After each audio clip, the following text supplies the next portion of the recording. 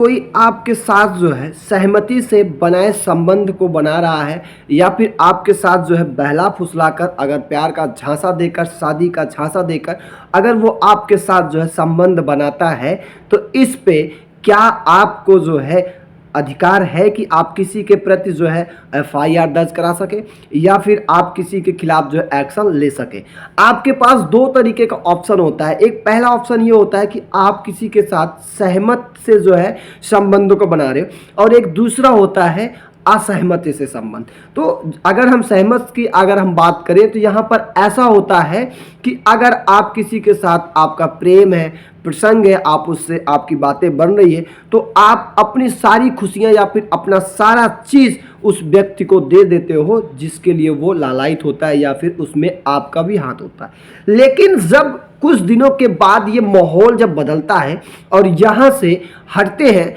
वो अपना रास्ते हो जाते हैं, वो अपने रास्ते हो जाते हैं, तो यहाँ पर कभी आपने सोचा है, कभी आपके पास बहुत सारे केसेस होते हैं, कभी आपने ऐसा केस को सुना है कि लड़की के चले जाने से लड़के ने उसके ऊपर केस ठोका हो कि उसने हमें जो है इस कदर जो है इतने सारे पैसे को लूटा है या फिर मैं उससे प्यार करता था, अब हमारा क्या होगा।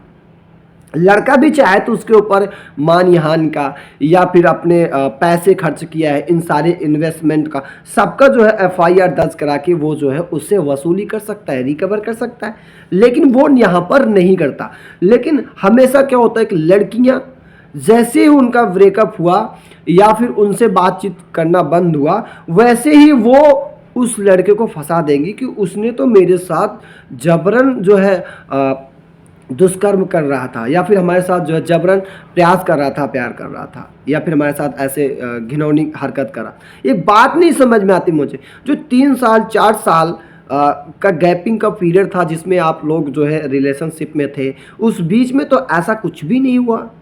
लड़ाइयाँ झगड़े तो ऐसा कुछ नहीं हुआ, तो फिर क्यों ऐसा जो है आगे चल के जो है आप झूठा रेप केस का जो है आप केस पर लगा देते हो।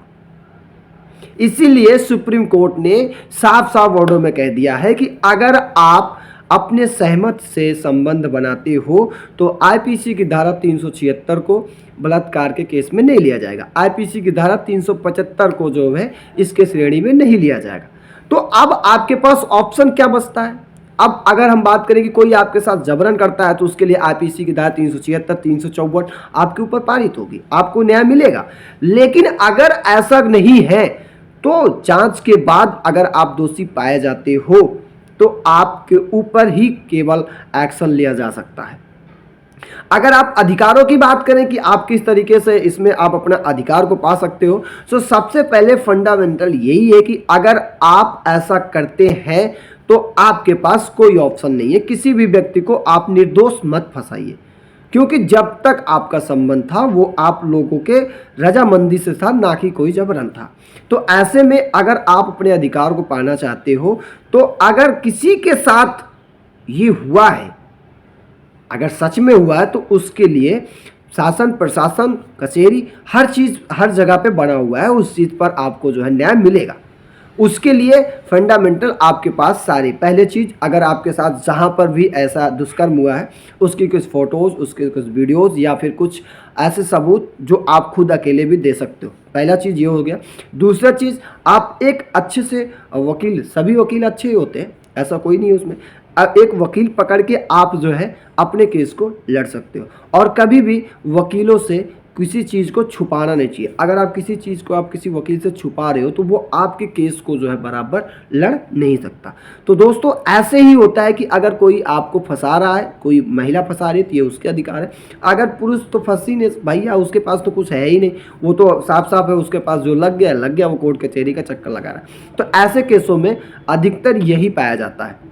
साफ साफ फंडा है, इसमें निष्कर्ष यही निकलता है कि आप जिसके साथ जब तक हो तब तक ठीक है, नहीं हो अगर ऐसे कुछ चीज़ें होती है तो एक आप वीडियो बना सकते हो कि अगर हम जो भी इस चीज़ को कर रहे हैं ये हमारे दोनों की रजामंदी से हो रहा है, इसके जिम्मेदार न तो ये होंगे न तो हम होंगे, न तो आप आगे चल के कोई केस करोगे ना तो हम आगे चल के केस करेंगे।